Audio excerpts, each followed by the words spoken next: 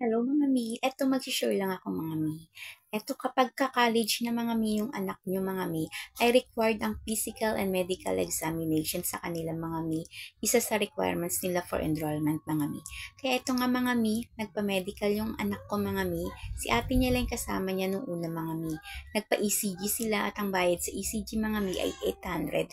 At ang ibang medical naman katulad ng X-ray, ay iba naman po yun mga mi. Pero eto nga mga mi sa ECG niya kasi nakita ng doktor niya sa school na malakas yung heartbeat niya at hindi normal iyon. Kaya mga mi, nirecommend ng doktor na magpa-cardio siya at humingi ng doctor clearance sa cardiologist. Kaya ito mga mi, dalawang beses ko sinamahan yung anak ko.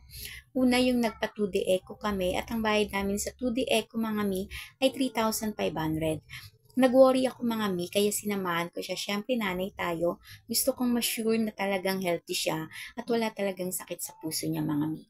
Gusto ko sana mga mi sa Philippine Health Center kami pumunta mga mi. Kaya lang mga mi, napakahirap ng proseso mga mi. Kaya dito kami pumunta sa Parañaque Diagnostic Center mga mi. Ito nga mga mi, kinukuha na namin mga mi ang laboratory result ng mga mi ng 2D at ipapabasa na nga namin sa kanyang cardiologist doctor na si Dr. Afaga.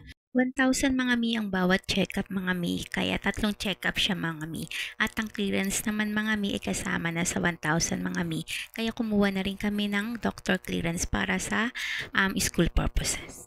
Naghahantay na kami mga mi ng matawagan ni Dr. Afaga kasi nga medyo mahaba ang pila mga mi, kaya nagwe-waiting pa kami mga mi. Eto na nga mga mi, natawag na kami ni Dr. Afaga at sumama ako mga mi kasi gusto kong malaman yung result at kung ano ba yung mga pwede at hindi sa kanya pwede. Nag-check up na nga siya mga mi at ayun sa awa naman ng Diyos ay normal naman po ang kanyang puso. Wala siyang sakit. Kaya siya mga mi nag-undergo ng 2D echo kasi nga mga mi hindi normal yung heartbeat niya Gusto ng doktor na ma-sure na walang bara sa kanyang artery papuntang puso at walang butas ng kanyang puso at walang pamamaga o kung ano pa nga man mga mi.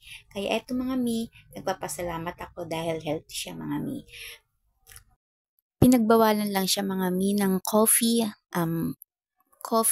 soft drinks at saka milk tea at saka ng maalat na pagkain kasi baka yun daw yung naging cause ng hindi normal na BP niya dahil sa coffee.